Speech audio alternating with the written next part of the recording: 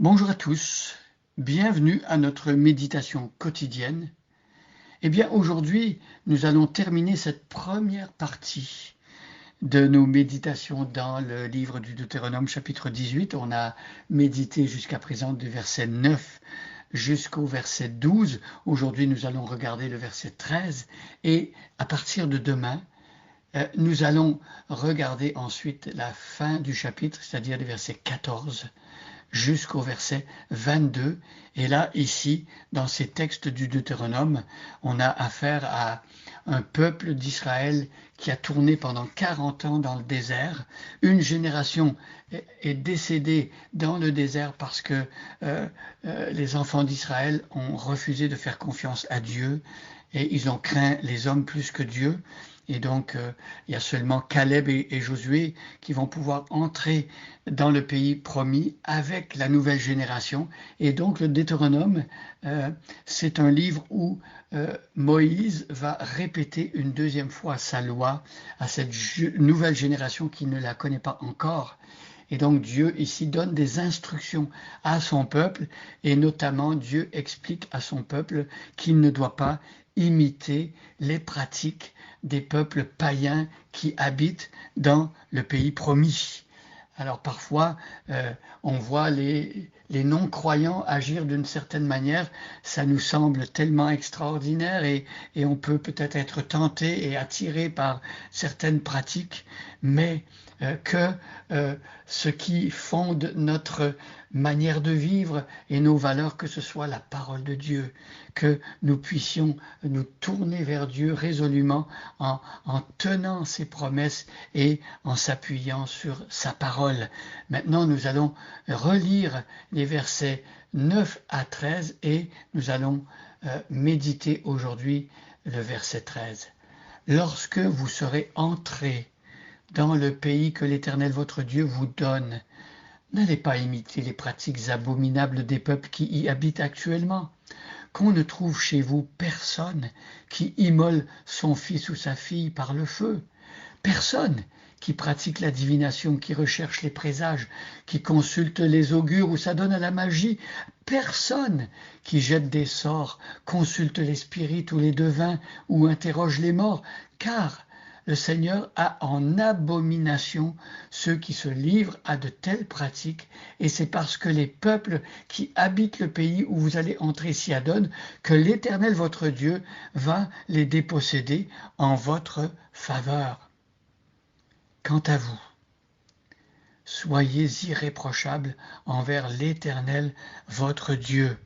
Alors ici, Dieu fait un distinguo entre ceux qui habitaient autrefois dans le pays du Canaan et son peuple qui s'est acquis, son peuple qu'il a délivré et qui a fait sortir de pays d'Égypte et qui a fait traverser le désert, qui lui a donné la manne dans le désert et qui l'a dirigé par la colonne de feu et d'une manière surnaturelle qui a pourvu à tous ses besoins.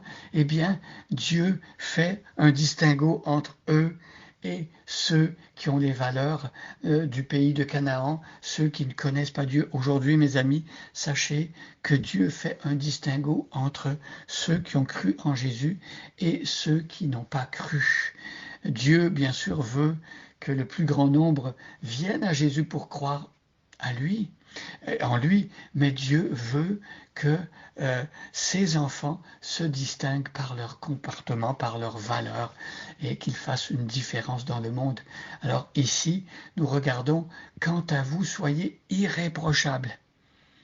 Dieu veut qu'on soit irréprochable. Alors comment des pécheurs peuvent-ils être irréprochables ?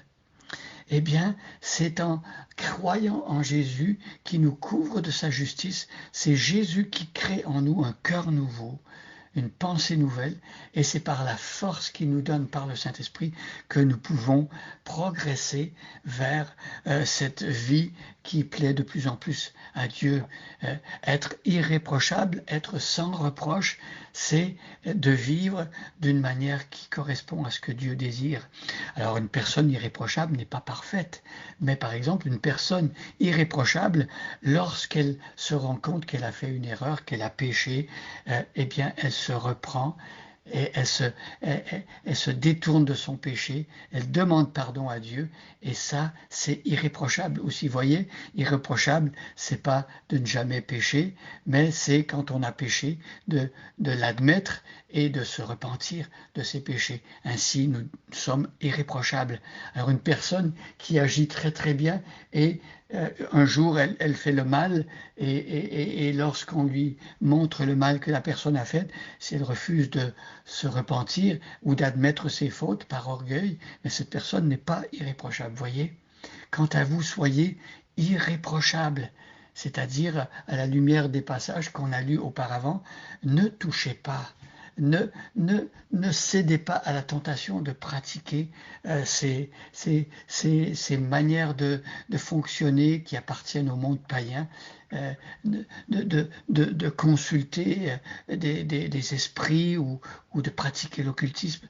Dieu dit, soyez irréprochables envers l'Éternel. C'est par souci d'obéissance et de fidélité à l'Éternel que le croyant, celui qui suit Dieu, va vouloir obéir à sa parole, va vouloir se conformer à ce que Dieu aime. Parce que l'Éternel, c'est le Dieu de l'alliance. Il a fait alliance avec son peuple. Et ici, le texte nous dit qu'il est votre Dieu. Voyez, l'Éternel, votre Dieu. Les Israélites pouvaient dire que Yahweh, le Dieu de la promesse faite à Abraham, Isaac et Jacob, c'est l'Éternel, votre Dieu. Dieu s'est acquis son peuple au prix de son propre sang. Et donc maintenant qu'il a payé pour nous, nous lui appartenons, il est notre Dieu, nous sommes son peuple. Il y a une alliance entre Dieu et son peuple. Et c'est par souci de plaire à Dieu que nous voulons prendre au sérieux ces exhortations et ne pas nous adonner à ces pratiques que Dieu traite d'abominables. Nous voulons plaire au Seigneur. Seigneur, aide-nous à te plaire.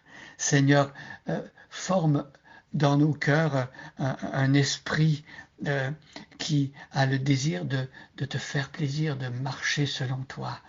Merci parce que c'est par Jésus-Christ que l'Esprit Saint qui nous fait marcher dans la vérité, dans la lumière, nous est donné. Alors donne-nous à tous les jours de notre vie de marcher dans cette lumière pour la gloire de ton nom. Amen. Bonne journée à chacun et à chacune. Et soyez bénis, je vous donne rendez-vous demain, alors soyez bénis.